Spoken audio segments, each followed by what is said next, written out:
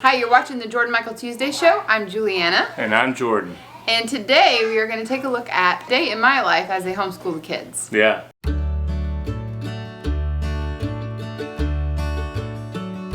Well, this one's supposed to give birth really soon, so I'm not going to I'll hold one. Alright, so I'm here to interview Julianna. I'm kind of nervous about interviewing. I don't know how to. Let me get my notes here. This is your note. Oh, yeah.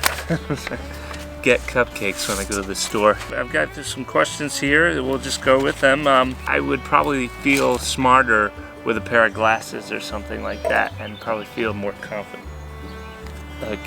Okay, Julianna, how are you today? You've been better, huh? Well, that's good to hear. What are you drawing, Aubrielle? A girl. I'm giving it to So, Julianna, you wake up in the morning, what's that like? it's like this. Yes. No, it's not really. So I wake up in the morning, and if you're going to work, I usually go in the kitchen and make breakfast and lunch, so you can take some lunch to work. But on a day where I'm editing and filming, what happens? Well, no lunch for me, huh? And I usually don't make your breakfast either, because you like to make yourself some omelet-y thingy or something like that.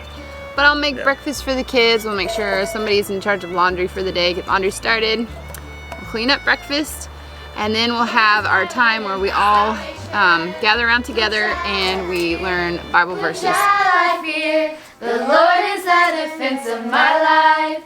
Whom shall I dread? Whom shall I dread?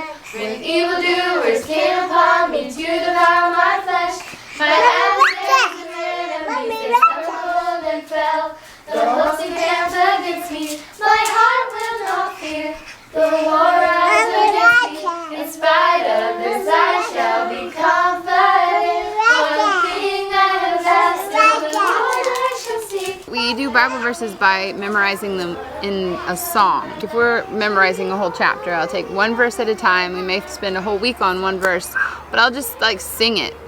It doesn't have to be pretty. You just sing it into your phone, and then you can remember what it was, and then you just practice that tune, good. over and over and over 3 times a day, probably all week. And then we'll add another verse and another verse. And then there's a lizard. Okay, so what's your ooh? I will sing, yes, I will sing. Praises to the Lord. What is that? Psalms 27. Psalms. I didn't look. My small priorities would be, make sure school gets done. Daily priorities. School gets done. Make sure laundry gets done. Make sure we're all get food, and the house is tidy. If you came into my house in the middle of a school day, my den would probably be pretty messy. But it gets cleaned up, and then we eat lunch, and then we have a rest of the day, and then we have to clean up again. But that's the way life goes when you have people living in the house. That's right. All chores get done, school gets done, everybody's learning and growing, okay? And then but what is your overall big picture goal? Well, my biggest priority is that they'll love God. Love God, yeah. And I want our kids to know what truth is. Right. And I want them to be able to, stand on truth and not be confused about, whoa, there's a spider in there. What truth is. I also want them to graduate with a love of learning. He's not afraid of spiders. I am. But a love of learning, I want them to love learning, yes. Yes, because loving learning makes you go beyond just these years that you're doing school. I'm not going to be there to make sure that they're learning about this and that after they graduate, but hopefully they'll want to. I saw a bumper sticker that said, well-behaved women rarely make history. I don't know if that's true or not, but I do know that Hitler made history, and that wasn't a good thing. A good woman sows blessing into the next generation and the generations to come, and she has a huge and great impact on history. Does your day look the same every single time? No. Is it important to you that every single day bookwork is done? It's moderately important to me, because yes, I am a creature of habit, and yes, I do like everything to kind of be the same every single day. But I like that we have the ability to you're distracting me. Is it the glasses? But some school days amount to maybe going to a museum. We did a museum one time, right? You're saying anything? Somebody in the night slit Mr. Berry's throat. So Julianna's there, mending it up. Homeschool Doctor, surgeon. What is this? Are you super mom? Can you do it all yourself? Is there never a hiccup in your day? I used to try to give off this, try to make people think that yes, I was super mom, but no, I crashed and got adrenal fatigue. And no, I'm not super mom. I don't think trying to be super mom isn't trying to be super mom for God or family. It's really trying to impress all your friends. And so I know now that I don't need to give that off because it's not serving anybody. Well, try to be good. super mom. It's good. But you try and do the best you can, lean into the Lord for his strength in the day. Take a break, put up your feet and take a nap when you need a nap, right? Yeah, because there are things that I do want to happen during the day, and I try to be diligent and consistent with those things. Yeah. But yes, taking a nap is really invaluable to me in the afternoons. After school's done, especially with the baby coming. Do we have a baby coming? Yes, we have a baby. Number 8 coming. How long apart are you? I'm about 3 months along. We got 7 girls. We're gonna see if this is a boy or a girl, and praise God either way, right? Okay.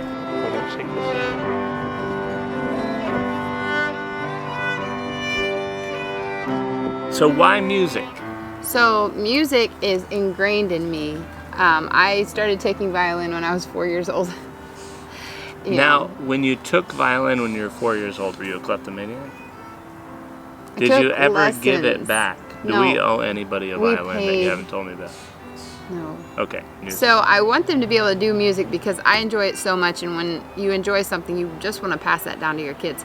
And then the other reason is because there's been so many brain studies that show how important it is to play stringed instruments when you're young. It helps with reading. It just helps with a lot of different learning. So that's why it's so important to me to teach them when they're little, because sometimes it feels like, am I wasting my time? Whoa! Whoa! Not my rabbits, Olivias Rabbit.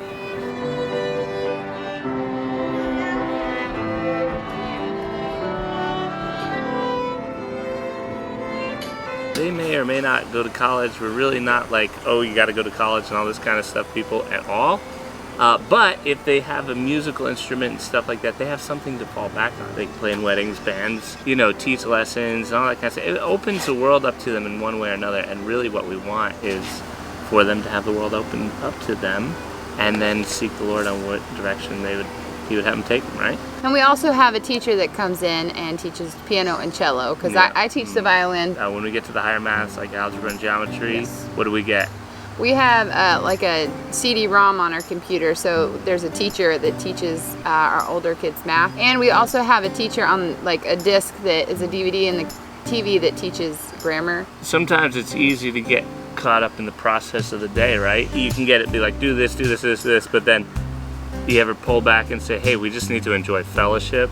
What does that look like? Well, I think that the best way that I do that personally is by doing something I enjoy with them, and that's usually reading to them. So reading chapter books to them during that morning time, or if I feel like the little girls, the preschoolers, are just needing some time, and I've been helping the older ones so much, I'll just get some library books off the shelf and read it to them. Sometimes, going outside just clears everything, clears your head, and then you can just enjoy taking a walk or pushing them on swings or taking them down to the creek. 407 years ago, our forefathers. What kind of curriculum do you use? We do Horizons Math. It's made by Alpha and Omega for the elementary and middle school, and then once we move into high school, we've been using Saxon because it has a video CD-ROM with it. We have a really good grammar program for high school. Don't do terribly a lot of grammar in the younger years, but we do a lot of reading, and reading gets it into your head how things are supposed to sound. The high school science that I like is The Exploring Creation, and it's by Jay Weil. Now, are our days very ordinary?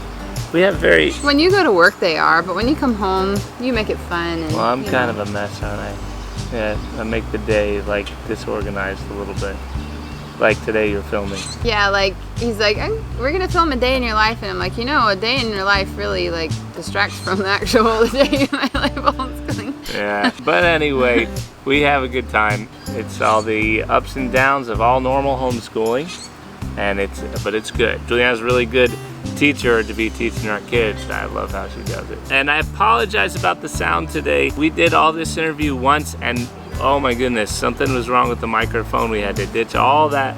And then some of the in-between shots I shot of Julianna, we left those in there, but we just pulled it back, did the interview with better sound, and I hope you enjoyed it. Because do you think I'm going to give everybody a double lesson of violin and a double lesson of math in one day? I don't think so. I'm going to go take a nap.